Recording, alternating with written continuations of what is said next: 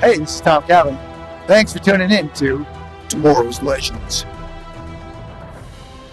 In 2016, a new TV show hit the digital airwaves and needed a podcast dedicated to chronicling its adventures. An elite team has been assembled for this task. Unfortunately, the world's listeners have not heard of this Wonder Twin duo. And although they may not be known now, in the future they will be referred to as Tomorrow's Legends. My secretary just quit on me. How fast can you type? I can process over 1 million words a minute. And now, here are your hosts, the Scarlet Speedster himself, the Flash, the Maid of Mischief Harley Quinn, and the Blue Beacon of Hope, X-Force 11. Could you imagine that? 1 million words a minute? That would be amazing. I would get so much done. Yeah, I know, right? Have you guys ever timed yourself? Have you ever taken one of those speed typing tests to see what your words per minute are? It's been a while, a long while. I'm between 30 and 40 at my best. I'm between 30 and 40 words per minute. So I think a good secretary is upwards around 100 per minute. I don't know that I'm quite at 100, but I'm pretty darn fast. Yeah. I type for a living. I have to be. Well, welcome to Tomorrow's Legends, everybody. We are on episode 7 of season 7. That should be lucky somehow, isn't it? We just need a third 7 in there. We got to come up with a third 7. This one is called A Woman's Place is in the War Effort. And wow, nowadays, them's fighting words, right, Harley? That's right. I didn't say it, Flash. I actually kind of really enjoyed the title, Harley Quinn. And I'm X-Force 11. And now, here are your hosts, the Scarlet Speedster himself, the Flash, the Maid of Mischief Harley Quinn, and the Blue Beacon of Hope, X-Force 11. That is right. We are here, and X-Force has just a bit of reminder news for when we're coming back in the new year. That's right. So, reminder, 2 of our shows start back in January. The 11th for Superman and Lois on Tuesday nights, and the 12th for Legends on Wednesday nights. So our Superman and Lois podcast, we're going to be recording on Thursday evenings, and Legends will continue to be recorded on Friday evenings. So be on the lookout. Yeah, and for how many more those will run without interruption, we never know. That's the starting point anyway. Yeah. Good point. All right, let's get into our ratings and reviews for this season, I guess, mid-season finale. I don't know why they call it a finale. Like, it's a mid-season break episode is what it is, because we're not finalizing anything. No, we're not. All right, so I gave this one 8.5 Ava the Riveters. Well, I thought this was a great way to finish out this half of the season. I love the World War II era, so I said that, looking at how we kind of speculated about things, we said that it would be, an evil Gideon or the Legends who were behind everything. And now it's seeming like it's coming about because we've got an evil Gideon and her Legends. So that kind of came true. Yeah. But it's going to be interesting to see where we go in the second half of this season. Now we've got 2 teams of Legends pitted against each other. So I liked it. Yes, I'm going to take the win because they're probably going to disprove it in the next episode. But I'm going to take it for now. But I gave this one 8. How are they going to fix all of this? That's about where I'm at with this episode. So, solid episode. It was a little slower until the end, I will say. But I did love all the details from the era. I love the continued exploration of racism and sexism in the 20th century. And I'm like you, I'm really curious to see how they're going to end this season, because to me, it sure seems like they've changed a lot. So how are they going to address this? How does this affect everything? Because we're all now in the same Earth Prime universe. So what happens now? I have the answer for you. The evil Legends along with evil Gideon are going to wipe out our team, kill everybody, and that'll be the end. And because essentially they're trying to save the timeline because they think our legends are a bunch of idiots, right? So they're going to wipe them out, and that'll be the end, and we're done. I think that's actually a worse ending than a snow globe. I'm just saying. Yeah, I agree. I really don't know, guys. I'm confused as well where they're going to go with it. It's intriguing. I mean, that was a little predictable at the end for me. That, when they showed up, I just immediately, it's bad legends. There we go. Yep. X-Force called it. We all kind of talked about it. That's a possibility. I don't know. For some reason, I saw that coming once we saw this strike force. I'm like, that's evil legends. It is. There's no other way around it. Gideon has already gone ahead and made her own versions of them, and it definitely was. So I'm giving this one only a 7, empowering tales. And it wasn't that it was a bad episode. It just wasn't. I don't know. It just was. You said slow, Harley. A little bit boring. The story was good. I love watching the women get to stand up for themselves and fight for their rights and prove that they can work just as well as men. Like, I like all of that. It's good stuff. But the episode as a whole was just, it was all right. And I think the ending probably, it probably left me wanting more. And I know we're going to get more, and it's going to come, like I said. I think it was just because it was a little bit predictable. I don't know why that came about. Like, it just, like, I knew what was happening. And did they lead into it somehow? Was there some type of subliminal messaging telling us this was coming? I have no idea. It just felt like, saw that coming. And it also lowered my rating. So there you go. Hey, wait a second. Right. Gideon, are you there? Yes, Captain. Okay. Because she didn't say hi. Maybe she was still busy working. You're done working as a secretary, I'm guessing. So. Yes, Captain. Okay. Let's get to our talking points. Meanwhile, at the Hall of Justice. Where are we starting tonight? Well, I thought we could knock out this part real quick because doesn't really lead to the meat of anything. So I titled this part "Lessons in Hospitality," and it's the B storyline where Zari and Behrad are teaching Nate all about Persian culture, which is kind of interesting. So the first note that I noticed is Nate confirmed to us he is not actually leaving the team. He's just going to move his residence from the Wave Rider to the Totem so he can live with Zari 1.0. So I was like, okay, well, that's interesting. I guess that's good news that he's not, quote, like, leaving the team. But it is a little odd. Yeah, I guess it's okay. I mean, I don't know how that's going to work out fully yet. I mean, is 2.0 going to tell him that they need him somehow and he's going to come out of the Totem by himself? Or is he going to is he going to be content with only him coming out of the Totem? Or since he's growing closer to Zari, wouldn't he want her to come too? So are we going to see more switch-offs between 2 and 1? I don't know. I would be happy with more 1.0. I don't know how they're going to work out practically the switch-offs here. I don't know how that's going to work. He says he's going to commute to work every day. But, I mean, how do you... Does time normally pass the same way there? I mean, how are they going to... I don't know. It's lots of questions there. Well, the good news is he's not leaving. We're predicting they're kind of writing our characters' endings this season, but the good news is he's not leaving. He's going to still be part of the team.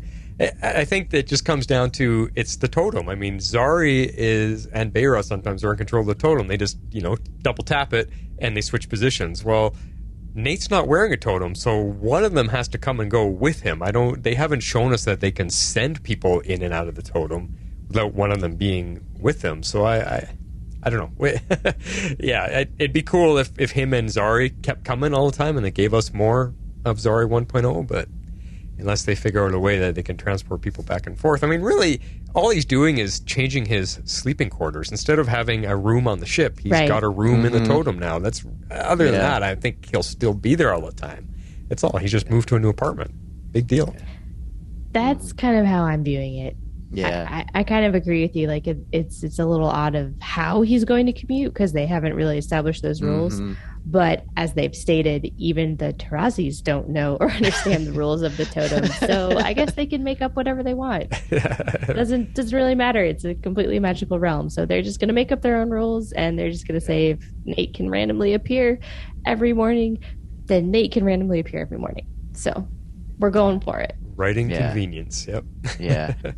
I mean, we've got hundreds of people living in the totem, and everyone has to be happy with the living arrangements. This uncle from 200 years ago or whatever. Plus, we have time elapse while, like in this episode, we had time where neither Zari was in the quote unquote real world because 1.0 zapped into the totem. And it was a while later before 2.0 came out because she talked about what was going on within the totem. But I guess it's technically okay since Behrad still had the totem in the real world. But, like, it's just crazy. It's like, explain nothing. Perfectly put. Exactly. They don't have to explain it. It's a magic totem, and they can come and go and do whatever they want, I guess. So. Yeah. Oh well, what can you do with it? We'll just go with the flow. It's not that bad. I don't mind. It's not bothering me that much. I'm not pissed off about it, so I'm okay with it. It just doesn't make any sense, but it doesn't anger me. So I guess that's a good thing. Yeah, well, that is a good thing. We got rid of the reverse flash once and for all, right? Yeah. I just hope I'm not working on a black suit, hey? Yeah, no. But, I am really happy that Nate is willing to learn more about their Persian culture and try to fit in and be accepted by her family. And it's fun for us, too, because we get a deeper dive into that culture, and that's not one that we're normally accustomed with seeing on TV. And I'm all for this Legends digging into that because I think it makes our cast broader because we have understanding of where they come from and what shaped them, especially since this is especially 2.0 and this version of Behrad is different than what we've seen before. So I'm really kind of happy that we're getting this deeper look into that culture. Yeah, I find this kind of stuff really interesting because I'm always curious about other cultures, and so I kind of like to see how other people do things. We kind of we like to think we're a big melting pot here in America, and we are. Like, we have so many cultures here, but at the same time, we also have a very American culture, and so we don't always get to see how other things kind of work. So I really like to see that insight into other cultures and how other people see things. And I also loved when they bring it back at the end with Nate and Zari too, where we get to see he's kind of learned the art of it. Like, that was super fun, especially because she was so agitated. And all this stuff, it is really cool. I'm totally with you guys there. What I was wondering about is how accurate is this stuff that Behrad and Zari were trying to teach him about the respect, and no, you've got to refuse things 3 times minimal before accepting it. It's a sign of respect. How accurate is all that to the actual cultural ways of life? That's what I was curious about, because some of it I was like, I don't know about that. That seems weird to me, but okay, if it is, it is. But so that's what I wanted to know is where the reality of it was, or if the writers are just making stuff up as well here. I don't know, but it is cool. It's allowing Zari and Behrad to have something a little bit more to do. We get to learn about their background a bit, and it brings in it's like, the way I want to put it, it's Legends bringing in other cultures and beliefs without being a political agenda, without shoving it in your face. They're just making it organically part of the show, where we're learning this stuff without it being slapped in our face saying, hey, learn this stuff. No, it's just there, and it's happening, and it's so much better. And that is what our writers do so well, is incorporating. They do. Yeah. I agree. They do it super well. And, I'd be willing to bet it's relatively accurate. Now, granted, I didn't do any looking, any internet sleuthing, which I probably should have done, but I ran out of time. But they're both Persian. Both those actors are. I know Tal Ash is 100% for sure. So okay, cool. They may have leaned on them for their knowledge of the culture as well. Right, and I've done some interactions with some folks from that area, and that is fairly typical for those Persian and that area of how they do things. It changes a little bit by country and area, but from what I've understood, it seemed typical to me, so it was kind of nice to see that. So it kind of makes me laugh, because can you imagine in everyday life, like that would just make every conversation go on longer. If you have to refuse everything 3 times before accepting it, that just stretches out, and then there's some people that would just be frustrating. It's like, no, take the dang tea. I'm giving it to you. Like, it's kind of funny. Like, I can imagine our North Americanized culture being that way. It would just cause a lot of friction. Yeah. It is a different world there. Yeah. Yeah, it's definitely different. Yeah, if you don't refuse it, it's like you're not, like, you're being too expectant. Like, it's a show of disrespect to just be like, oh, I want this. Like, they show that clearly with Bishop. But in American culture, it's kind of almost seen as a sign of, like, disrespect. Like, if you don't accept what I'm offering you, like, you've kind of disrespected me. It's backwards. It's weird. Yeah. Well, and plus, how many people are so impatient? It's like, hey, would you like some of this? No, I'm good, thanks. Okay, fine. Take it away. Like, they wouldn't even give you a second chance. Yeah. Yeah. I thought it was a real cool challenge to use Bishop as the means of hospitality, because, it seemed like nothing was good enough for him. And, it just reminded me of the Bishop that we saw last season. And that kind of made me a little unhappy, but it was kind of fun to kind of see them try to play to him and try to be hospitable to him. Yeah, there you go. To him. So I that was the fun challenge of everything. Well, he takes advantage of it anyway. So how do you practice it when he's just taking advantage of all of that anyway? To me, that made it really tough. Yeah. I think that was the point. Yeah. I mean, it's interesting the way Bishop's behave. He's coming from a future where he's all by himself, and everybody around him is a clone that is built and programmed to do his bidding. So he has no social skills at all. So someone like that, if they were in my house, I'd be slapping him silly. Like, you don't behave like this, buddy. Like, I'm not your slave. I'm not waiting on your hand and foot. I offer you something. That's it. Don't take advantage of it. Yeah.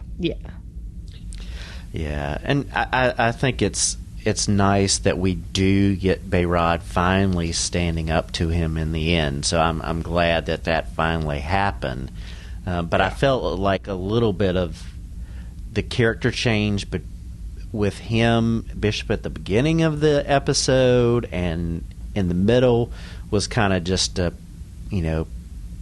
be that plot device to help them there, because he was very different at the beginning of the episode in his attitude as opposed to during a lot of the episode. So, yeah. Yep. Yeah. Yeah, but I feel like it was a good character moment for Behrad, too. Oh, yeah. Great. He needed a little backbone. Mm-hmm. Yeah. All right. Well, I say let's jump into the meat of the episode, which was called, I entitled this, Rosie's to the Rescue. So, luckily, as it would have it, or maybe Jeff's theory is correct, the Legends landed near an airplane manufacturing plant, and fortunately for them, run by all women. Luckily. So, yeah. A fun thing, I noted that the McDougal Jemison factory, that's the name of the airplane factory that they landed on, and I did some Google sleuthing because I was like, I wonder if that one was real. Turns out it was not. But I did find out from multiversitycomics.com that the main theme was actually foreshadowed, because this factory was named McDougal Jemison as like a nod to Mae Jemison, who was the first Black woman in space, and Sharon Caples McDougal, who is her spacesuit technician. So I thought that was super cool. So it was all tied in somehow with some real stuff. That was cool. So do you know it was Sharon McDougal African American as well?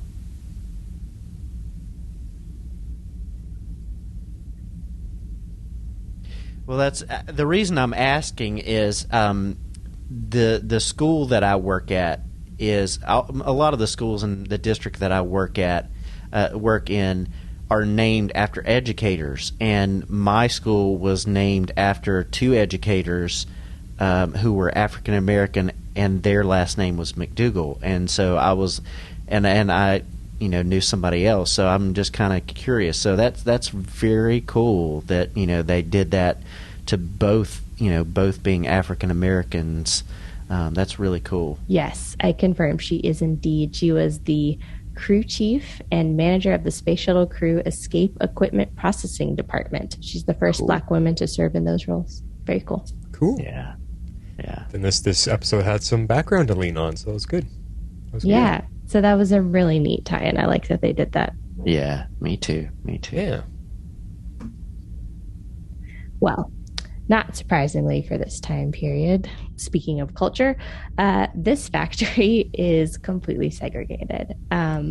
There's no women of color allowed on the floor, which is not surprising. So they've kind of been relegated to the janitorial staff, which is really difficult, in particular for Astra to deal with.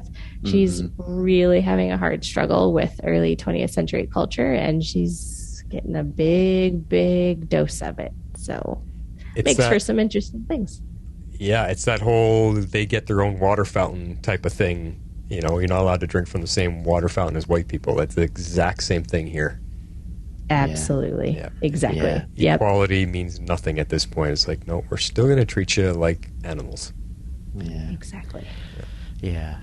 I really appreciated Sarah's good captain skills in that she immediately recognized what Astra and Spooner were going through because of their color and offered to find other ways to do things.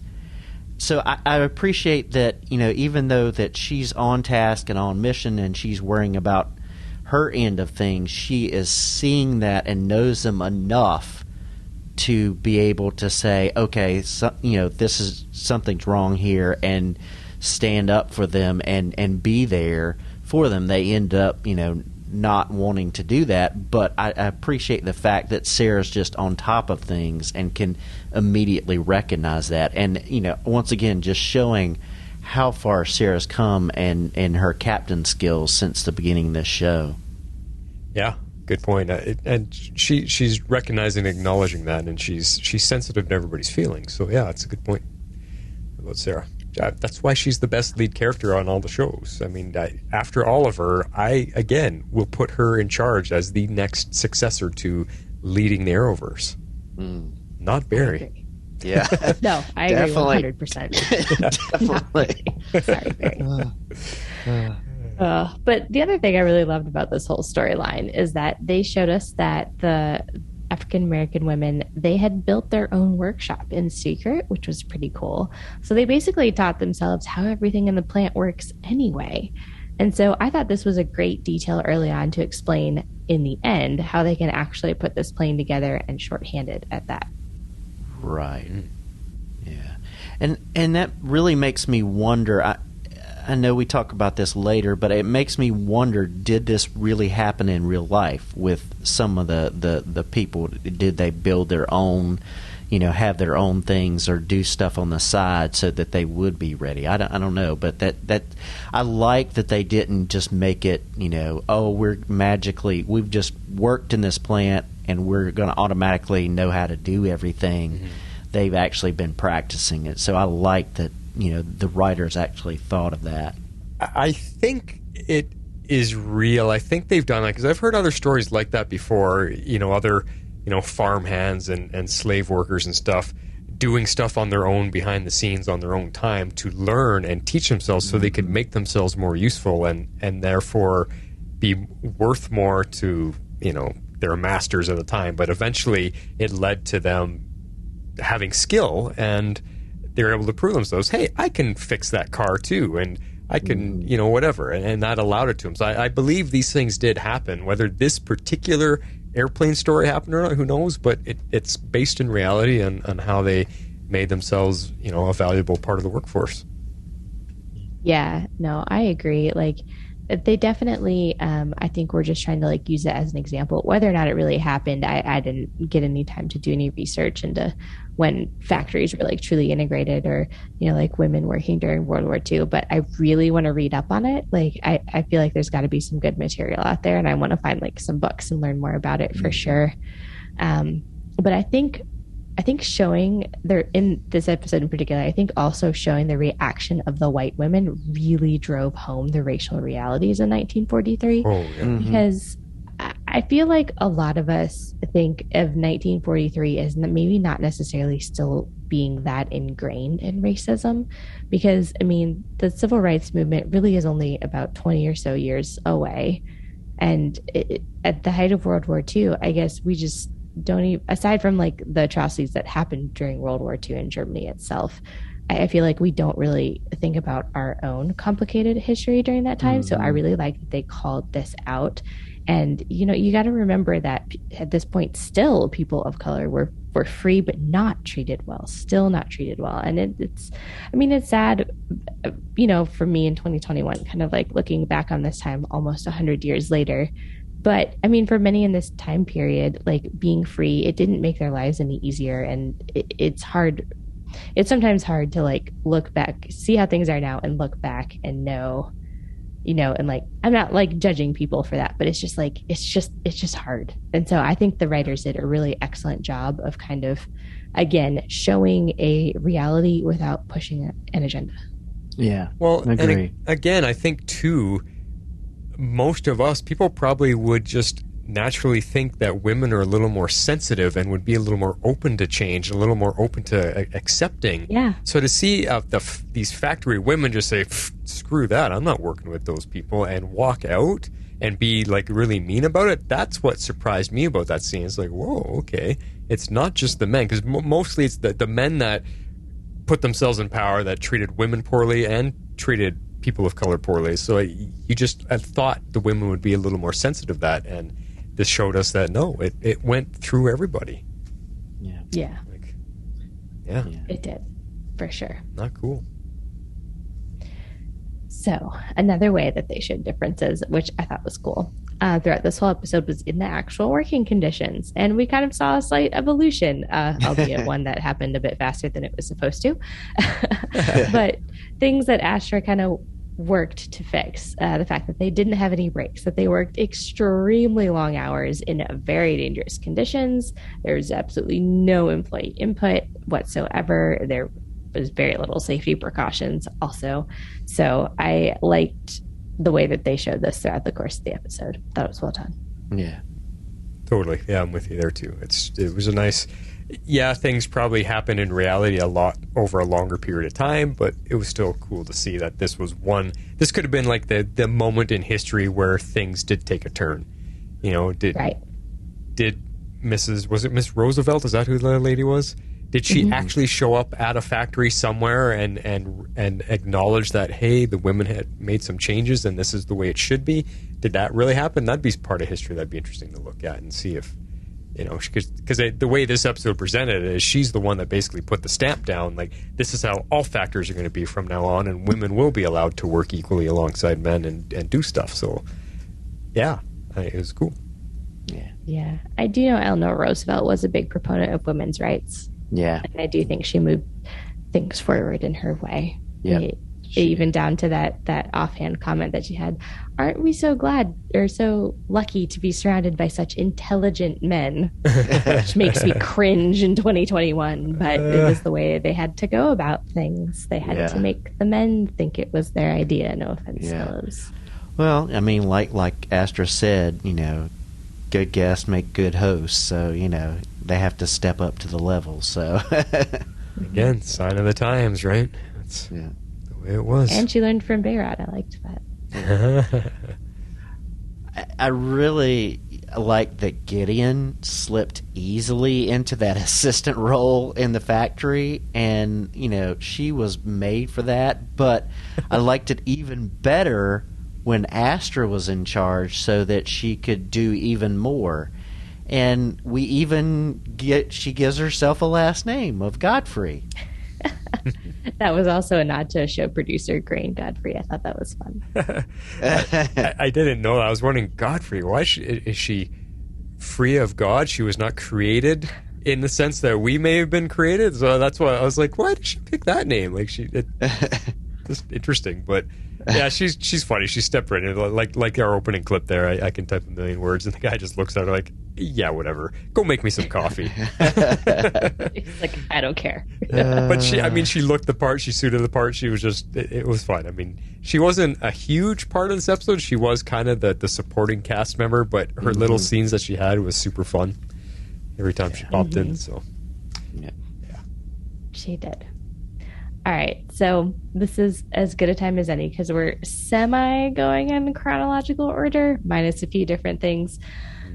We couldn't play my real favorite scene because it's way too visual, but I wanted to shout it out here because if we do not speak of this, like, we are not doing our job as podcasters. Exactly. I'm just saying. So I absolutely love the recreation of the I Love Lucy chocolate factory scene. Jess McCallan did it so well. I was like, oh my gosh, this is amazing. She channeled Lucy somehow. She had the facial expression. She actually looked like her in a lot of those scenes. Yeah. Like some born again reincarnation version of her, as she had everything that it just, I loved it. It is my favorite scene in the episode too. So let's just chalk that up for her. It was beautiful. I'm going to probably use that as our thumbnail for this episode. Yeah, I mean, she had to watch that scene a couple times at least before filming. Yeah. Because I know the writer's room, like, hinted, like, they had 4 thumbnails to kind of hint at the episode, and one of them was Lucy in the candy factory. So, I love it. So, I mean, the fact that she shoved all those bolts into her mouth at the end to match all the chocolates in Lucy's mouth, it's just... she's so great. Yeah, so funny. Yeah. Good stuff. Yeah.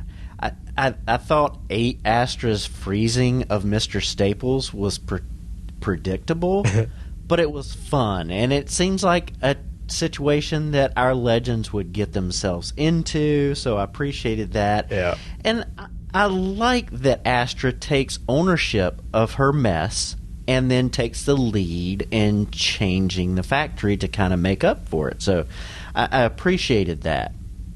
Yeah, no, I totally agree. It was completely predictable for a character. Like, we all knew what was going to happen. At some point, Astra was going to lose it this episode. Yeah. But I did enjoy that she actually owns it this time. So we're seeing the evolution. It's a little slow, but things are moving a little more slowly this season. So I feel like that fits. And it did adjust the timeline just a bit, her owning her mistakes. So that, of course, will bring us to the end, which we're not quite ready to talk about. But yeah. No, I'm with you guys about Astra. She's finally changing from being a whining little complainer to understanding, her position and what she can and can't do. And when she does, she still loses. She's emotional, so she loses it easily still, but she's now realizing when she has lost it and needs to fix things, and she's not able to change history the way she wants. So it's just cool. It is. She's not bothering me anymore. I'm enjoying her so much more this season that they're, and the fact that she's giving advice and talking to people, like, she's becoming humanized now. She's not this queen of hell person that she was in, where she's starting to understand feelings and emotions and and gaining control of her own. So it was really, really good. Now that scene with her when she froze the guy, I mean, yeah, we saw that coming, but she froze him. I was laughing at the actor how long he had to hold that position. I was focused on him to see if I could catch him messing up, and he only messed up once. He held that finger pointing in the air position really, really well. The only time he messed up is when Astra comes, because they went back and forth a couple times, but when she comes in to reveal him and she pulls off the blanket, he actually moves. He actually he kind of shifts like he's not perfectly. I was like, oh, the taking the coat off his face kind of messed him up. Because you saw him move and his eyes kind of shift. I was like, he got caught. But I was just enjoying watching him have to hold, because he had to hold that scowl and everything. So it was pretty fun. Yeah. That was impressive, I would say. You know, it was surprising to me that it, once again, kind of looking back, that it took that long to integrate the factories with all the needs of World War II. So we find out in the end that they did it 2 years earlier.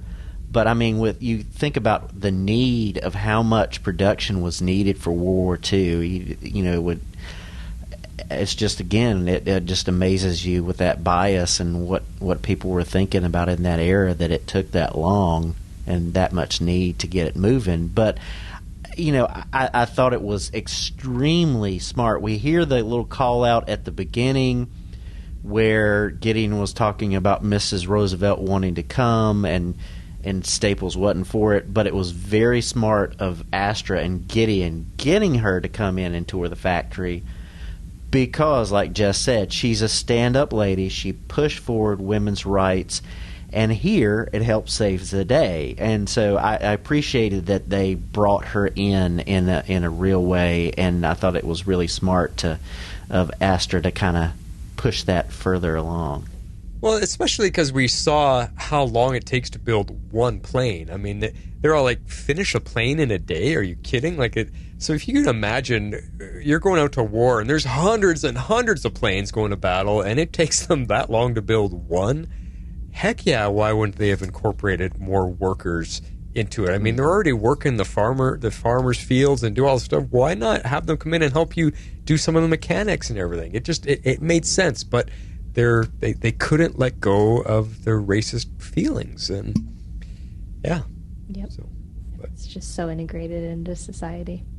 I wanted to take a little detour here and say I thought it was extremely hilarious when 2.0 calls out and says Davies looks like John. I mean, she's the first one that actually says it.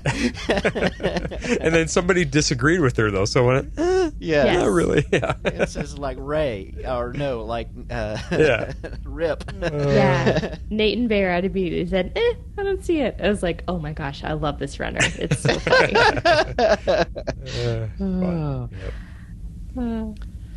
So here we are at the end. And what do we think about Bishop's redemption in this episode? Because I personally think it was a little too fast for me. I mean, he creates this navigation device. He apologizes to Behrad, gives the legends time to escape. And I was just starting to like him, and boom, that crashed right away because he gets killed. So I thought it was just a bit too quick for me. Yeah. Do you mean the redemption was too quick, or them killing him off was too quick? Both. I mean, Both. I think both were a little too quick. So. See, and I thought everybody would be happy that they killed him off finally. I know there's a few of you out there that are going to be and be like, yes, finally. But well, I actually liked the redemption, and I was disappointed that they killed him, because they had that line dropped of, it's just like a legend, something a legend would do. Right. I was like, okay, so I could go with this. They're going to redeem him. They're going to work on his character a bit, and he's going to be part of the legends. Like, I could totally go for that. And then they killed him by the end, so I was a little bit disappointed in that. I was kind of on team redeem Bishop, not going to lie. But go ahead. I was just going to say, because I have another unrelated point. Okay. I was just saying, this was the earlier Bishop, so we never got to know him. We all our harsh feelings towards him are from the Bishop that stole Sarah and turned her into an alien clone. That's the Bishop that we don't like. But this guy from back in time is actually a pretty decent person, and he wants to do good. And that it took a while to be able to accept that transition, that this is a different character, or at least a different version of himself. But I like him. He was a nice guy, and I think he could have actually been a great help to the team with his engineering genius. Mm-hmm. Yep. I mean, he would have been a huge help. So whether making him a full-on member, I don't know. But I wasn't annoyed by him. Nothing about his performance bothered me. He was just a guy that was struggling to find his way as well. And I mean, he sacrifices himself at the end. Like, that was his legend move, is everybody finally accepts him, and then he sacrifices himself to save the team, like a legend would. And it makes me think, like, I was surprised that happened, but that made me think, did they really just kill him off, or are they going to figure out a way to save him? Will our team care enough to find a way to go back in time and save him?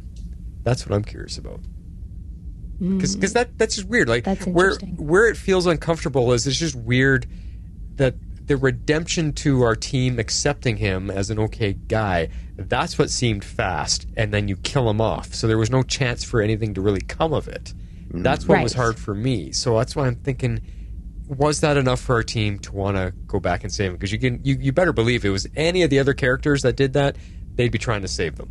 That's a good point. I know, but I feel like they're not going to go back for Bishop. They're just going to move on. Yeah. Yeah, and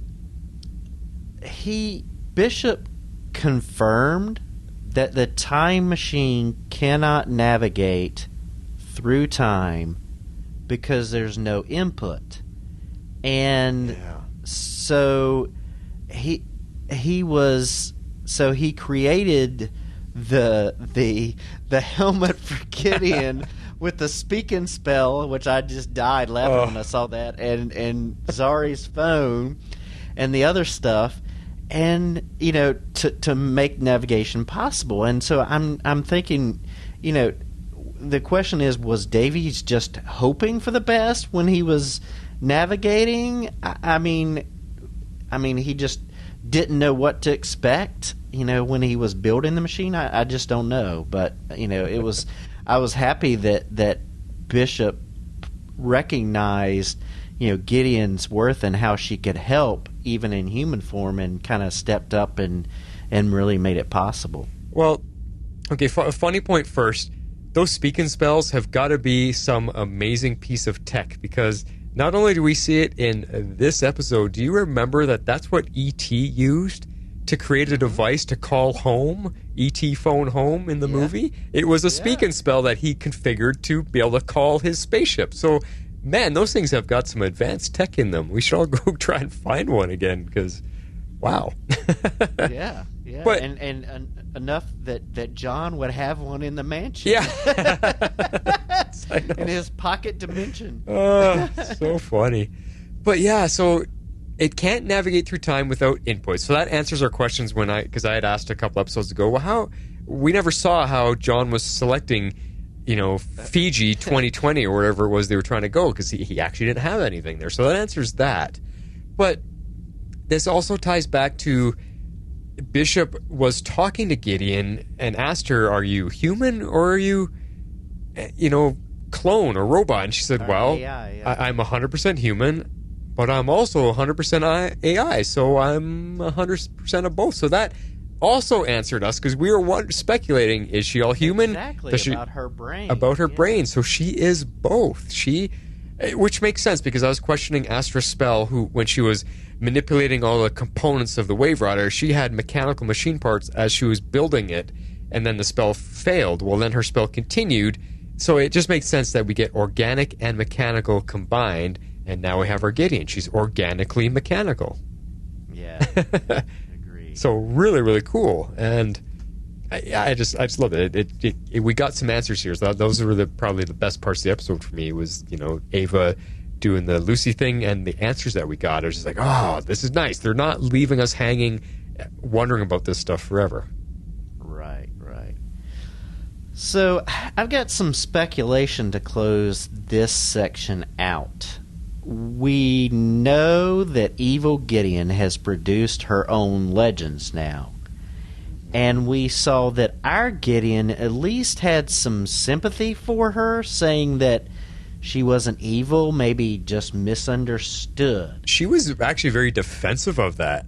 Right, yeah. Right. So I'm wondering, do we think that our Gideon can talk Evil Gideon down, or will she have to battle evil Gideon to help save the legends. So I'm wondering, is our Gideon's input to her enough, and seeing how she changed enough, or are we going to have a battle of the Gideons in order to save the legends? That is such a good question.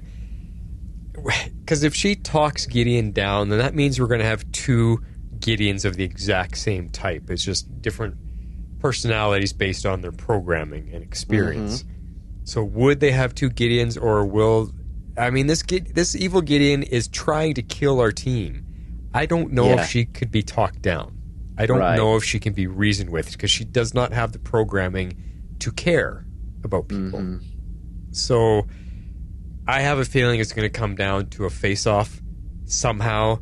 And see, and this makes me think about Bishop again. Bishop's got the smarts to help engineer more stuff for Gideon. So maybe they do... I don't know. Would they save him? Because they didn't save Snart. They didn't save a lot of our characters that have died. I don't know. How can our Gideon defeat evil Gideon if and when it comes down to a face-off? Because, I mean, we got the reveal that she's 100% of both. So does that mean she can somehow technically or mechanically confront the other Gideon? Because just as a human being, I don't think there's much that she can do when you've got an evil spaceship coming to get you. It's tough. Yeah, I don't know. Yeah, I was wondering the same thing. Or is she going to be able to, like, on the Marvel side of things, you've got people who are technopaths. Right. Who actually can control technology, like WizKid and some other folks. Right. I'm wondering if she's going to be able to like manipulate that Wave Rider in some way, or I don't know. It's just a lot of things to speculate over our hiatus. Yep. Very much so. But it's good. I mean, this is the interesting stuff that I don't mind waiting to see, because let's hope they put something really cool together. This is the fun stuff. I mean, that's what's a big chunk of why this season is so good, is because we're getting something like an evil Gideon and now evil Legends, and it's like, whoa. I mean, this is cool. Why hasn't this happened before? With all the time travel mess ups that there have been, you would think that this may have happened already. So it's just cool that we're getting this as our possible last season storyline. Yeah. I'm really enjoying it, and I don't mind to wait to see what they do. I think it's going to be really cool. But let's talk about the evil Legends, because we kind of felt like that was predictable coming. But what do you think of the evil Legends? They are android clones. Do you think Gideon programmed them to be evil, to want to just hunt and kill? Do you think they have any personality, any emotion, or anything at all? Or are they just robots like we saw, what's his name? Hooverinator, yeah. Yeah, I think that she did build some programming in, but I think she programmed them to replace the Legends like she did with Hoover and Edison. So I really think that she programmed them in with that intent, that they would take their place so that things could continue with history. But I don't know. Yeah. But having evil Legends, is her intent for them to be all the Time Masters now? She's rebuilt her team of Time Masters to keep time in check. I don't know. Since she lost Bishop, I don't know. Yeah, I don't know. Harley, what do you think? We lost you for a little bit there on baby duty. What do you think of going forward with this new evil Legends team? What do you think Gideon's plan is for that? Or do you think they're just simply robots out to kill our good Legends? Or would she have given them any programming to care or, have feeling towards things? They definitely don't seem like they have any feelings whatsoever. I definitely got that feeling. I'm curious to see how, like, if they're the same version of the robots that we've seen, or if they're more human, maybe more clones. I mean, although Gideon was saying that humans are fallible, so I'd be surprised if she went to a more organic version, I guess. Yeah. So I don't know. I'm not really sure like where I stand on this. I definitely think that they have like no feelings whatsoever for sure. So their current mission is to hunt down the real versions of themselves and kill them. Yeah, it's tough to say. I mean, I guess time will tell as the episodes go on, but we have how many episodes left? So our evil legends are going to be around for a little while. Yeah, so we've got 13 this season, right? So 6 more, Yep. which is cool. Yeah. I mean, this could be a lot of fun, having our team being chased by the bad team. I think that's cool. It could be for a lot of fun. Yeah. Yes, turned out to be the legends after all. All right, well, let's get into our favorite scenes. Shape out and eagle! What is the order? I got mine in last year, but I'm not sure if mine comes before your guys's. I don't know. I'll play it last. We'll just go in the order that you guys have here. Why not?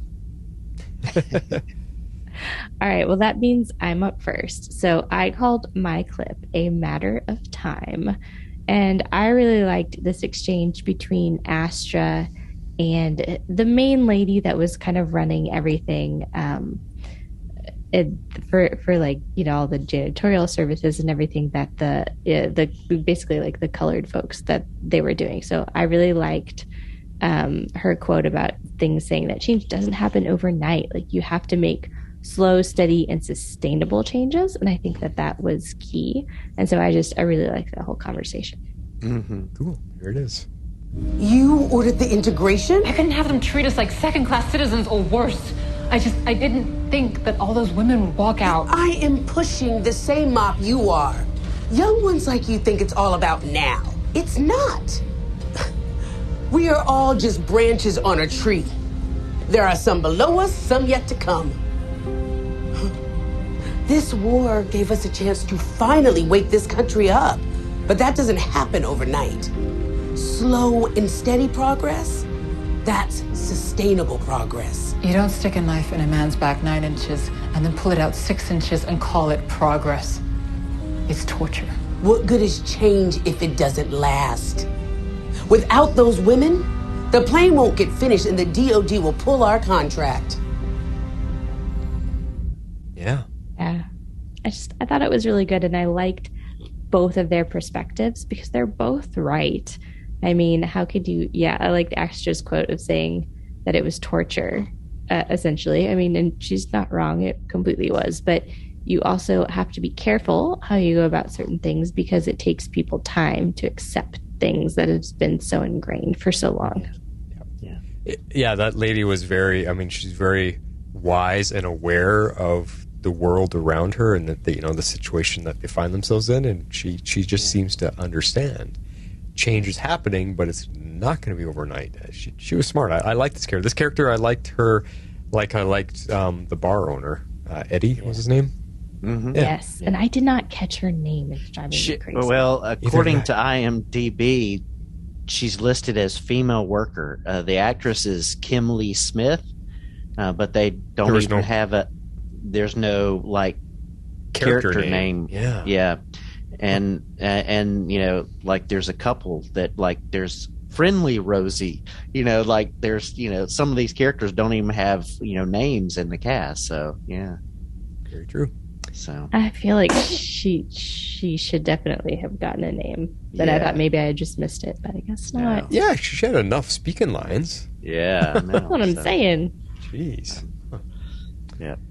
All right, X-Force, how about you? I called this one Behrad and Astra pep talk to each other. So let's take a listen. What are you doing? I'm trying to see the world from your perspective. Okay. Because from where I stand, I see a woman who is not afraid to speak her mind, who not only fights for herself, but fights for others. Me, I'm a lover. My life would be a lot easier if I was a little more Astra. Who is pushing you around? It's my own fault. I'm teaching Nate the Persian custom of Taro by demonstrating how to be a good host of Bishop. The guy who blew up our ship? I can't help it. Tarof is a way of life for me. I love making people feel welcome. But with Bishop, I just feel like he's taking advantage of me. Shocking. What do you do with guys like that?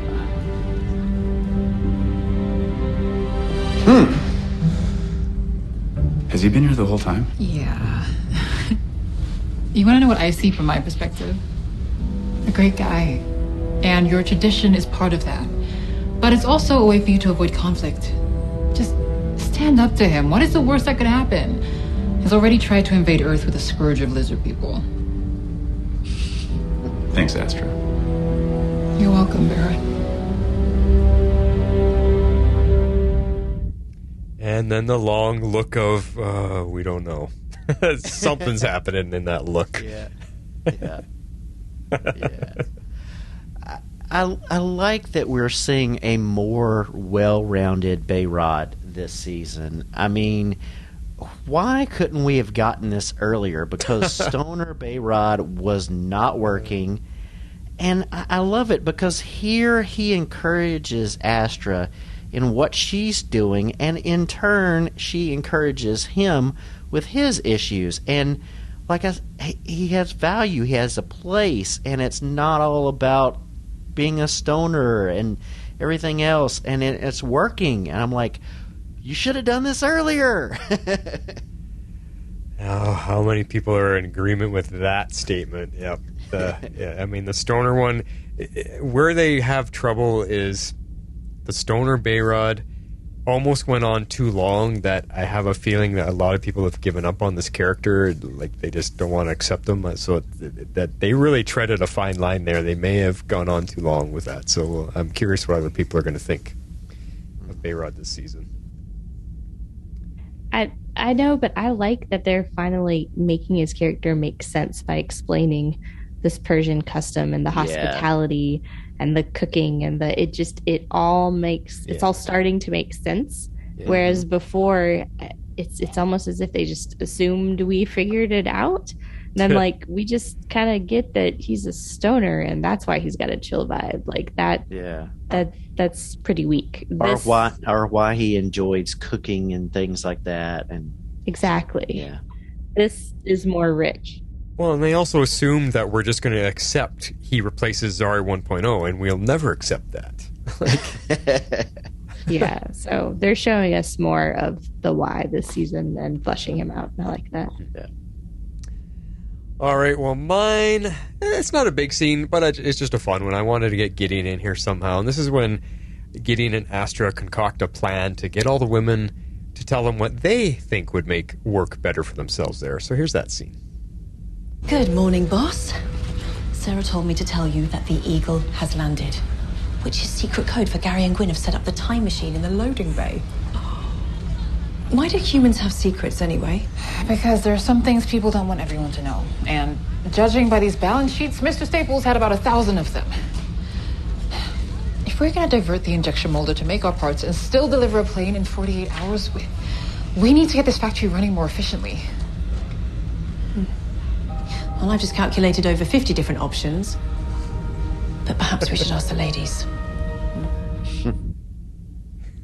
Again, I just did it in 50 different versions. No worries. It's just funny. Yeah. That's our Gideon. All right, there you go, guys. That's our favorite scenes. Now, if you would like to support the show, I know it's the holiday season and everyone's going to be, strapped for cash because it's Christmas spending time, right? But coming in the new year, we'll be back to doing 2 shows, and it'd be totally appreciated if you guys would like to support the show. And this is how you do that. If you'd like to support our podcast, you can do so at our Patreon page at www.patreon.com/tomorrowslegends. So yeah, with Patreon, I explained this over on the Mandalore podcast as well, and I'm sure I said it here before.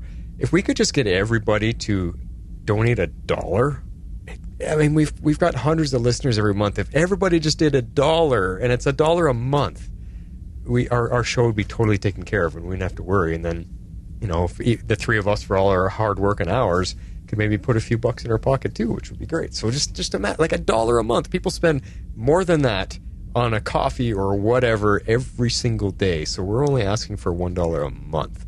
And if everybody did that, it'd be wonderful. Yeah, the hosting cost, the website and everything else, and we're putting a lot of time and effort in, but just getting those things paid for would just be a huge thing off of our plate. Just to have the hosting cost and website cost off of our plate, that would be great. Yeah, exactly. And we can even do a few more things, like the prize shirts that are soon to be sent out.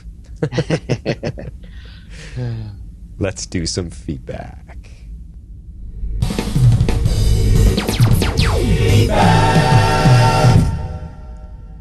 All right, real quick here. We got an email from Daryl Washington. He says, I fell in love with the episode in the first 5 minutes, but 2 minutes later, it upset me.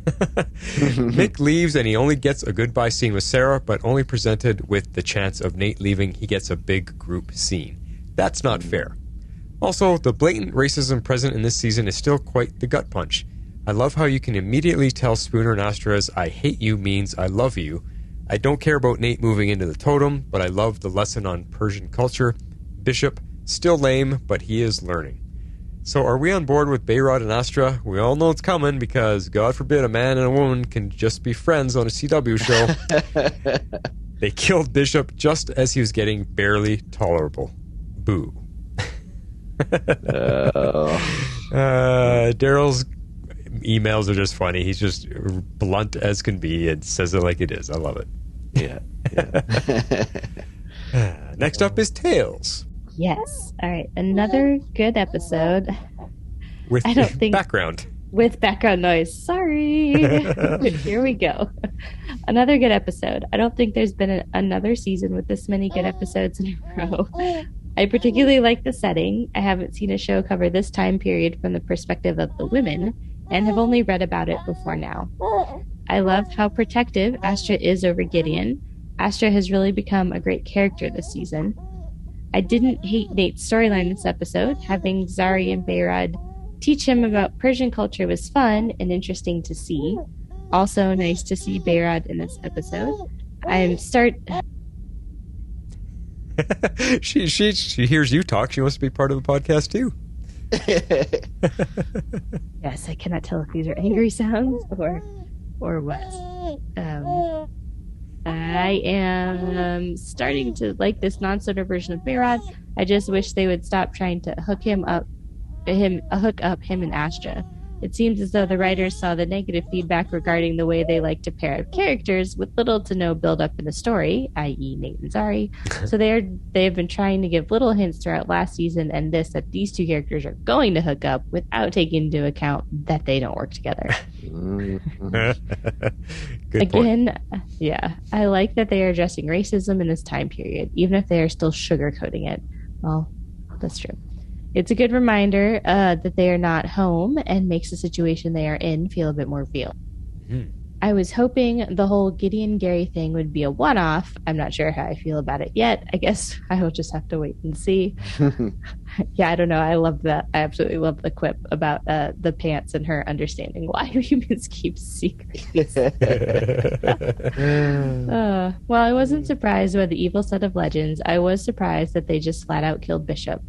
This season, while being incredibly good, it has been rather predictable. I honestly did not see them killing off Bishop like that at all. Overall, I give this episode 8.5 shoes thrown at Bishop out of 10. Yeah, that was a funny moment too when they were talking about Gary's pants and how well it fits him, and Gideon was kind of checking him out. That was kind of funny. Awesome thoughts, Tales. Next up is Perry White. Hey, Flash Harley, Next Force 11. It's Perry White here with feedback for Legends of Tomorrow's episode, A Woman's Place is in the War Effort. I'm going to go ahead and get my rating out of the way. I'm going to give this episode a solid 8.5 warplanes being built in a fraction of the time it would probably take out of 10. Instead of my normal feedback that I generally give since it's the holiday season, I'm just going to tell you guys what I am thankful for. for the season and this episode in particular. The first thing that I am thankful for, I'm thankful for a season full of damn good day players / recurring characters. Going back from the Hoovinator to Eddie the bartender that we all know and love, to Maud the singer, who I thought did a fantastic job with what she had to do. And in this episode, the unnamed female worker who was played by Kimberly Smith. I don't know why she was unnamed. The character kind of looked like a Cheryl, so I'm going to refer to her as Cheryl. But I think this show has done a fantastic job with this episode and the episode so far with bringing in folks who have either just been day players or sort of recurring characters, like even going back all the way to Spooner's mom. They've come in and they've added a great deal to the show, and I think it's important to recognize those folks. Speaking of day players and guest cast members and that sort of thing, this is a little bit of a nugget. I don't know if anyone knew, if anyone looked it up, but the actress who played Eleanor Roosevelt also played Granny Goodness on Smallville, so that was nice to see in her IMDb. And speaking of IMDb, another thing that I'm thankful for, I am thankful to the cast and crew that have pumped out season 7 episodes that have gotten IMDb ratings of 8.2, 8.1, 9.1, of course that was the 100th episode, 8.1, 8.5, 8, and 8. I did not go back and look through the other seasons to see what sort of IMDb ratings that they've gotten. They may have been fantastically rated, I'm not exactly sure, but I really appreciate the fact that the folks on IMDb seem to be appreciating these episodes as much as we are.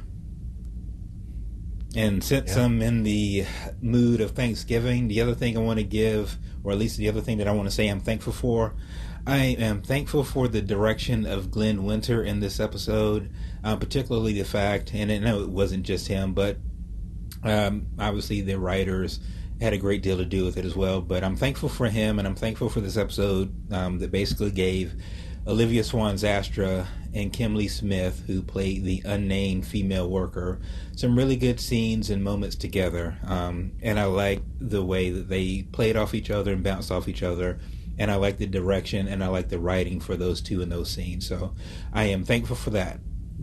The other thing that I am thankful for is I am thankful for the emphasis, or at least the focus and attention that this episode provided on Persian culture, even if it meant we had to spend some time with Bishop.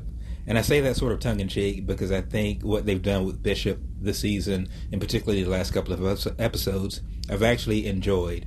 But it was just sort of nice to see him incorporated into a meaningful storyline, getting to explore the Persian culture from sort of an experience, and I'll have to say a personal experience that I'm not incredibly familiar with. So it's nice to see, get a little peek and see what that is all about.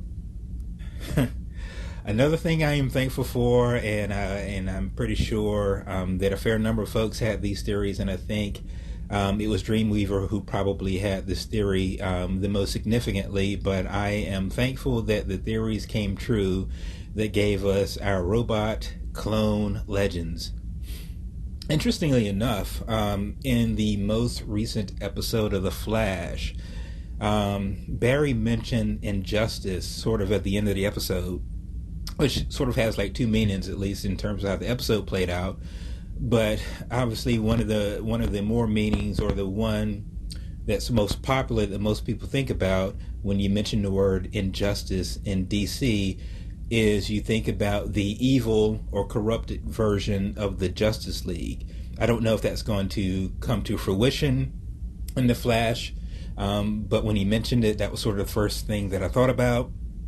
And in this episode of The Legends, I think it was kind of fun that the Legends sort of get to introduce their own version of injustice on their show before really anyone else gets a chance to do so. So to finish it up, I am also thankful for what the rest of the season holds for us. So far, the stories have been tight. They have been compelling. They have been intense. They've allowed for a bit of character development. They've allowed for really good narrative storytelling. And I'm just excited for what the rest of the season has in store for us. So I don't know if I'm so much thankful for that, but I'm just hoping that as we go into the second half of the season after Christmas, that the remaining episodes gives us sort of the Christmas present or the presents that we're looking for. Speaking of future episodes, I peeked ahead a little bit just to get sort of the names of what our next handful of episodes will be, and one of them is called Rage Against the Machines. It's either, I suspect, going to have a very Terminator vibe to it, but nonetheless, I also suspect that it will be the episode where our legends will truly get to face off against their robot clone doppelgangers, and I'm incredibly looking forward to that. And the season finale, and I hope, knock on whatever you want to knock on, grab your lucky rabbit, sort of whatever, and hope it's not a series finale, but the final episode is called Too Legit to Quit. And based on what we've seen before in Legends, getting the cameo from Cisco that we got with the Thong Song, I will be incredibly disappointed and dismayed if we get an episode called Too Legit to Quit and we don't get a cameo from Stanley Burrell, a.k.a. MC Hammer. I will be incredibly disappointed. Well, that's all I got. Happy holidays, Legends. I'm looking at my clock right now, and it says 7:05. I'm going to send this feedback in anyway and hope that Martin lets me squeeze in past my deadline. I'm out. We extended your deadline, remember? You were in plenty of time. Yeah. You know what, Perry or Carrie? I have to say I'm really enjoying your themed feedback right now. Today was your what I'm thankful for. Your last one was broken down into awards. I like this. Let's see how creative you can be with this. I like these themes. It kind of breaks your feedback up into nice little segments. It's cool. Mm-hmm. It does. Yeah. All right. Next up is another email from Ricky, our newest legendaire. Yep. Hello again, Legends. This is Ricky, and I have some thoughts about our Season 7 mid-season finale and answers to your questions from last episode. Oh, good. Evil Legends? Hell yes. I love how Astra seems to be the legend this season to change the timeline the most, but in the best way possible. Her character growth is one of my favorite parts of this season. Going into this episode, I really thought they just chose to go on hiatus with a filler episode. And it sorta is, but it isn't at the same time. Especially with that ending, though. It was an amazing episode for Astra overall, though. Yeah. I'm really sad about Bishop's death. He really annoyed me in this episode, but they really managed to make me care for Bishop in a way. Yeah, see, I was going to be curious how people thought about him. Yep. I love both Zaris, but I really wish OG Zari stuck around longer. Hopefully she will be back before the end of the season. Yes, fingers crossed. Yep. Good that Nate confirmed that he will be staying a part of the team, but will just be traveling to and from the totem. Curious how he'll constantly do it, though. Will Zari snap her fingers and a fourth totem bracelet appear? Oh, my goodness. Oh, goodness. I've been tweeting at the writer's room for a few weeks about how the entire episode where the team is in the totem would be nice. Ooh, that would be interesting. That'd be fun. For me, I'd really like to meet some of the ancestors and see more of the interior of that living room. Instead of the I Dream a Genie coach. Yep. Yeah. Behrad and Astra were really cute this episode, and I, for one, am really okay if they make them eventually serious, since they've been giving us crumbs here and there since the one where we were trapped on TV all the way back in season 5. Interesting. Yeah, I don't know. I'm okay. I like how they're developing it, but I still, like Harley said, I don't know if they belong, if they suit each other. It's a really weird match, so I don't know. Yeah, we'll see. We'll see. Gideon's thoughts about Gary and his butt being read aloud was really funny. They're cute, so I don't mind, but I really hope they both continue to be their own characters too. I love Nate and Zari, but OG Zari really became just a love interest in seasons 5 and 6. Yeah. I love that Zari was the only one that finally realized that Gwyn looks like John. I hope the two of them get a scene of her telling him that. To be clear, I don't want Zari and Gwyn together. It's way too soon, and I'm pretty sure Gwyn only prefers men. Yeah. Yeah. That ending really put me on the edge of my seat. What an amazing way to end this amazing first half of the season.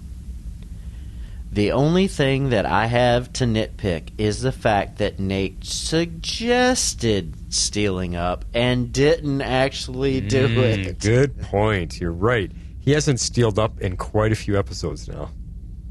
Yep. So, to answer your question from last week, I've been watching this show live since Season 2 after binge watching Season 1. But I only very recently got into podcasts in the past year or two. I was looking for some Legends podcast, wanting to hear some other thoughts on the episodes, and I actually found your podcast just as Season 7 was about to begin.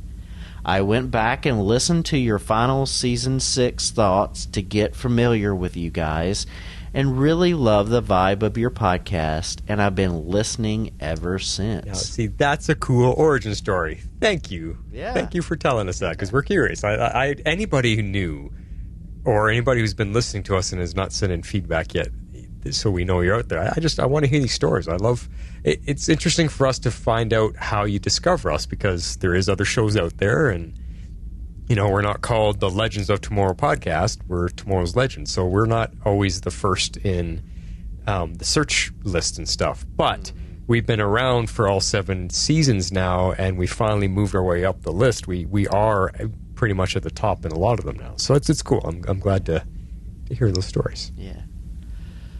So Rick gives us some information about him so that we can kind of work on his superhero name. And so, that we're kind of pondering on that. And so we're thinking about stuff behind the scenes. So Flash, you want to give some insight of what we're kind of playing off of? Yeah, well, he says he's on Twitter, and his likes and interests really are just television, specifically sitcoms and superhero shows. Outside of that, just hanging out with friends and family. Podcasts and television is what he really escapes to the most. So he's a television fan type of superhero, and that's the kind of name that he thinks would be good. So I started thinking with how he's got all this mix of likes between TV shows and podcasts. So there's probably a lot of different things in there, mostly superhero based. For some reason, a character popped in my mind who was part of the Outsiders team in DC, and I think he was actually a West Coast Avenger for a little while as well, and his name is Metamorpho. Now, you don't have to use the name Metamorpho, but where I started brainstorming is how can we use that name in conjunction with your likes and interests? Because you like a bunch of different things. Metamorpho's superpower was he was made up of different elements. Each part of his body was a different element. Like he had a steel arm, a wood arm, a chest made out, like every part of his body was a different element, and he could control all those elements, and if he came into contact with them, he could manipulate them and stuff. So I just thought, I don't know why that popped in my mind, but Metamorpho, if we could just come up with something that mixes with your interest and with your name. So we were, we were just being silly, and Rickamorpho or Meta Rick, Meta Ricko. I mean, we're just being silly. It's just kind of the idea. We wanted to let you know that that's what we're brainstorming right now, is something along that line of Metamorpho with your name and interest. So if you like that as a basis, as a starting point, let us know. Look up Metamorpho if you've never heard of that character before. Look up Metamorpho and the Outsiders, and you'll find what he looks like. He was a great character. I liked him. He was a lot of fun. Kind of crass, and didn't take crap from anybody. He was fun. Mm-hmm. Yeah. So that's our starting point. If you completely don't like that idea, tell us. No worries. No hurt feelings here. Just tell us if you want us to lean into something different. But anyway, that's our starting point right now. Yep. So he closes out saying, "Sorry if this list was too long, by the way, but I had a lot of thoughts and tidbits, and I wanted to include. Thank you, Legends, and I hope you enjoyed the first half of this amazing season, and I hope the rest of the season continues to get even better. See you guys again after the hiatus. Ricky, insert superhero name here." So we'll look forward to seeing what you want. Yeah, I mean, and since we're going on a holiday break right now, if you want to send us an email so you're not waiting all this way, if you want to work on it with us over the break, go ahead and do this. Just respond again to the feedback email, and we'll keep working on it with you, so that maybe when we come back in the new year, you could have a superhero name. Yeah. Awesome stuff. Next up is Dreamweaver. Hello, Legendaires. Dreamweaver here with my feedback for Legends of Tomorrow, Season 7, Episode 7. And look, you gave me extra days to send in feedback, and here I am, still sending it in late and last. But this was another really solid episode of Legends. I'm giving this one 8.5. That's not candy, Ava. Out of 10. I really enjoyed the main storyline of this episode, and of course, the last few minutes open up something really great to look forward to. But the Bishop stuff, until the very end, was very annoying. I kept wanting them to cut back to the main story. The set deck was great in this one. I always love a good 1940s period piece, and I've been slowly but surely writing a script set in the late 40s featuring a warplane, so this was real fun to watch. Ava's I Love Lucy moment was great. Both of the montages were fun to watch, along with getting the Riveteer song. I also liked watching an Abby running the floor until she walked out with everyone else. This series isn't being shy this season about issues like sexism and racism, and I think they're doing it well, really integrating it into meaningful storylines instead of coming out of nowhere. And this one is fleshed out with another great guest spot. They've really had some great guests this season. I think it was really good to have an older, mentor-like character for Astra to work with in this episode with Gloria, and hear the differences, yet dreams between the two. Astra owned up to her mess, which is a long way for her to come during her arc on the show, and shows us that she can run a pretty tight ship and business. I really loved at the end when Gloria takes the wrap off of Astra's head and lets her hair down after criticizing it earlier. It was really symbolic to the two of them, and what they learned from each other, both young and old. Throwing caution to the wind to make change and pave a better way, as Gloria said. And as a young one myself, I quite like that. I also like Sarah's small moment with Astra and Spooner in the hallway, realizing what was at play without having to speak it at all, and her willingness to find a new way to complete the mission if they were too uncomfortable. The best captain. Well, of course, it's still frustrating to watch the credit go to the wrong party in terms of the praise going to Mr. Staples from Eleanor Roosevelt. That's accurate to the time still, and while still showing a lot of good, the integration storyline wasn't wrapped up in a neat, tidy bow. The only thing I thought was a bit of a misstep was having almost everyone walk out of the factory at that notice. Yeah, they don't see it like we do now, but I felt like it would have been nice to show a few of the girls sticking up for it visually on screen.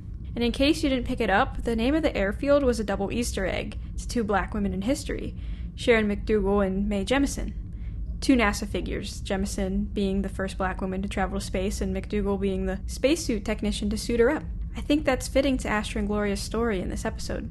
I don't have much to say about the Bishop stuff this episode, except that I was annoyed by it, and I didn't enjoy it until it got toward the end, when he made that device for Gideon. A little quick for him to turn around, but I will say that he had a better arc in 2 episodes than the other Bishop had in the entirety of a season, and Behrad finally stood up for himself. The scene of Bishop sacrificing himself and saluting to Sarah was actually well done, too. Farewell, Bishop. I hope that's the end of you. And I'm glad they seemingly cleared it up with us that Nate isn't leaving, just commuting now. And he gave off a particularly Hal Jordan vibe in that bomber jacket at the end. I'm wondering if the Legend's telling Gideon to take them home and not 2021 is going to have a consequence, like they land in another time. Perhaps somewhere where a Wave Rider is, but not necessarily 2021. Or Gideon accidentally takes them to her home, wherever that may be in the future, where she began. That could be interesting too. And then, of course, the last minutes got real good. A good shootout, and then the reveal that there are, in fact, robot android legends. I have been waiting for that, and I've been talking about it too much, so here we are. We're finally here. Oh, I am excited at this plot point. This leaves room for so much good fun. Evil versions of the legends that don't just exist in someone's head, and then fighting against themselves. I did think that this was the route they were going to go last season, with Sarah potentially being turned against the team, but that obviously didn't happen. So I'm looking forward to some Legends versus Legends action this back half of the season. Can't wait to see what's next after the mid-season break. So far, the season has had one good episode after the next, and I'm impressed, especially after what we got last season. The writers must have heard how much we really hated it. So, until next time, and I believe until next year, your friend, throwing caution and timing to the wind, Dreamweaver. I love it. Good thoughts as always, Dreamweaver. Way to round it out. Like you said, you're always last, so yeah. I can't deny it. You get in here last.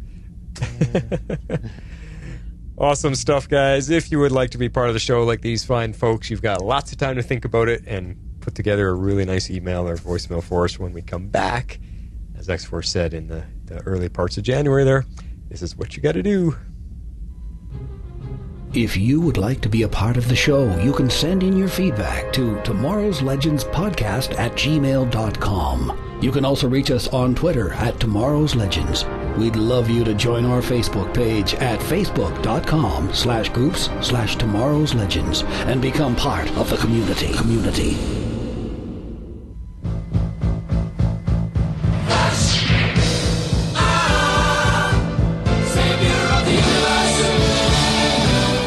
Don't worry, that's not self-proclamation there. I just thought it's a fun way to introduce our new Flash segment. And here we are with Flash Thoughts. That's right. So this week we had the second part of Armageddon, and I gave this one 8. Is this our final seasons? And I mean, it was wonderful to hear OG Gideon played by Morena Baccarin in this episode.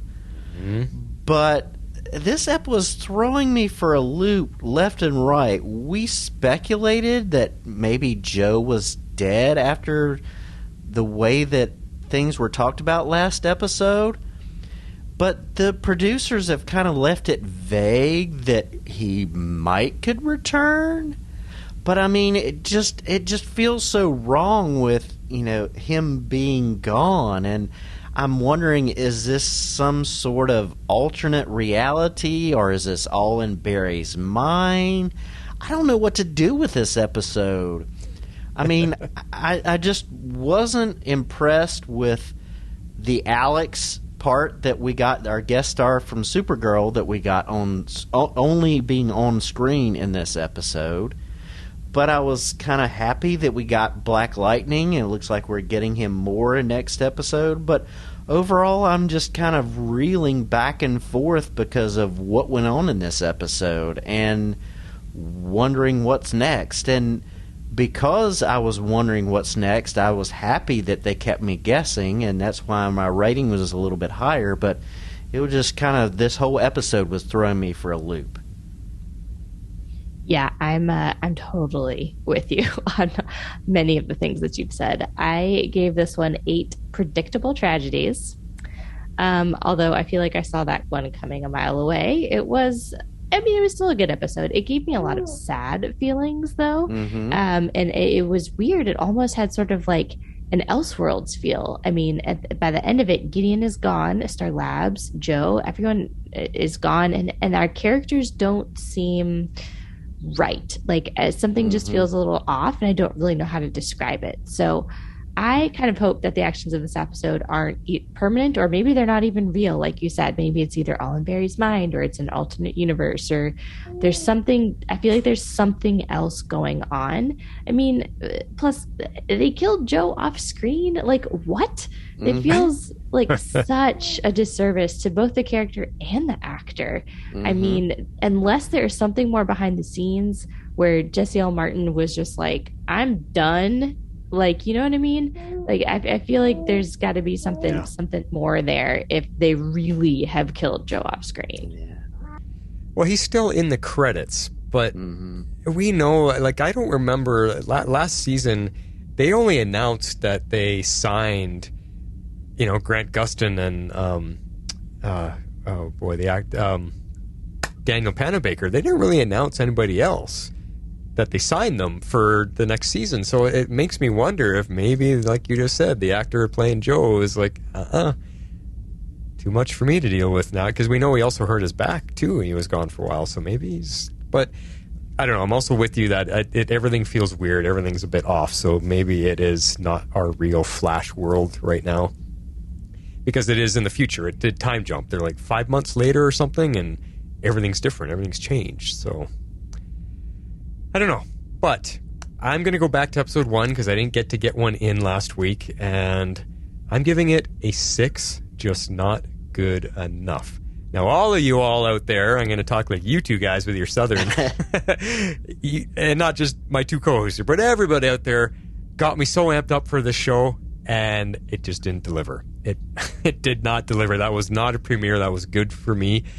It's still not a good show. I think Flash has fallen so far off the mark in these last few seasons that it just can't be good enough to be good again. All these fixes that they're incorporating in these opening 2 episodes, this is stuff that should have been part of the show for the last 5 seasons. It's just too little too late for me. Like Iris actually having a job and actually doing something with her reporting and all. It's too late for me, and I'm really, really struggling enjoying Flash right now. And you know, Barry taking 8 seasons to do any growing of any kind, to be a leader of his team, and now he's finally, it's just, come on.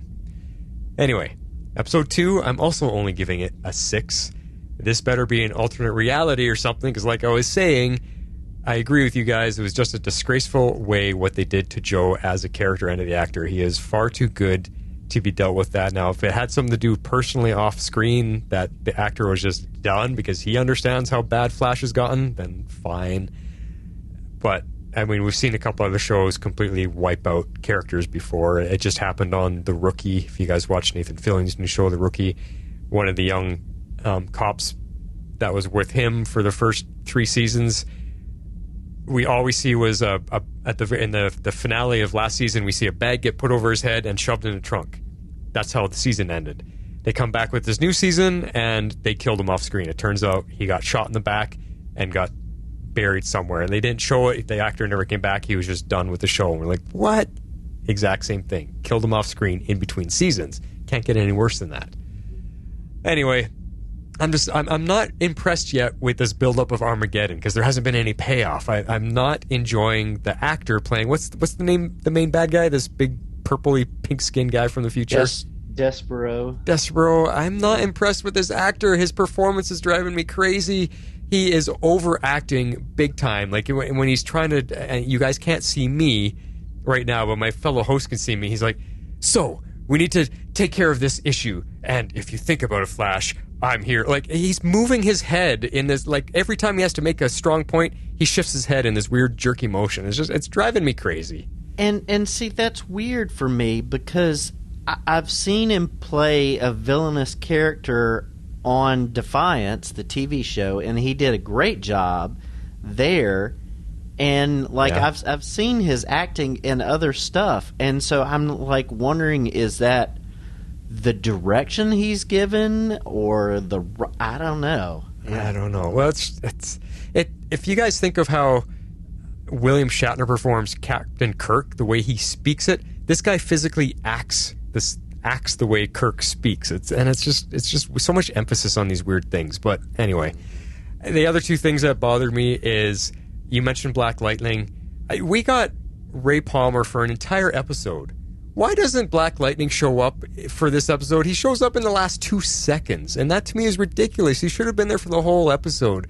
Now, because he's going to be in the whole episode next one, but yeah. So the technical guest star this episode was the character of Alex from Supergirl, which was cool. I was happy to see Alex. She's my favorite character from Supergirl. I was happy. I didn't mind her scene at all. I was happy to see her. I'm like, yay! There's Alex. She's my favorite. Whatever. I was happy with that, but it's only a 5-episode arc. You just tease us with Black Lightning, and now you bring it, and now he's going to get the next episode. I was like, come on, you're running out of episodes. I was hoping for a guest character on every episode to help in the fight. So whatever. Yeah. But then the biggest thing was killing Gideon. Are you kidding me? Not our Gideon, the original Gideon, Morena Baccarin's Gideon. I love her voice. I love this Gideon. She's got it. How could you do that? And then that's going to lead into so many questions. If they kill off this Gideon, how does the Gideon of our legends ever come into play? I don't know. There's lots of things at work there that we could dive into, but this isn't a Flash podcast. So the good points I will give it, though, is the special effects have got a boost. I mean, Despero looks really good. Every time they switch him into, he doesn't look hokey. He actually looks pretty decent, so I'll give him that. And, you know, some of the running effects, it looks like they've made the show look a little bit better. So there's a few elements. It's just, I'm just not being won over yet by this apparent Armageddon, you know, epic storyline. So there you go. There you go. Yep.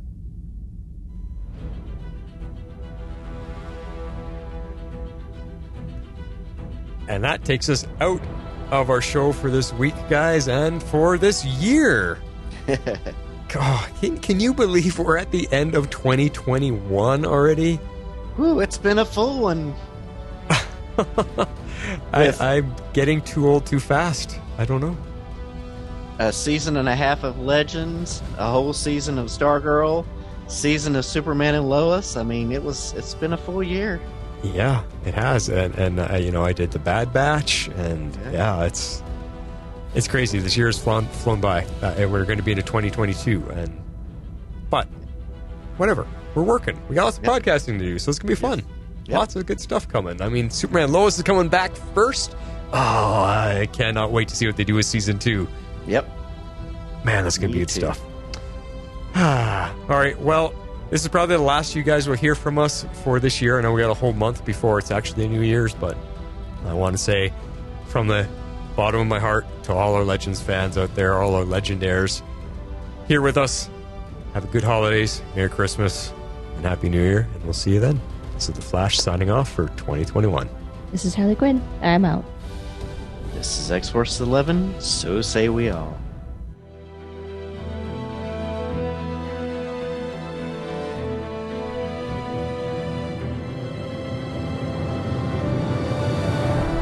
Tomorrow's Legends is not affiliated with CBS, Warner Brothers, or the CW. We're a fan-made podcast for entertainment purposes only and are part of the Cybercast Network.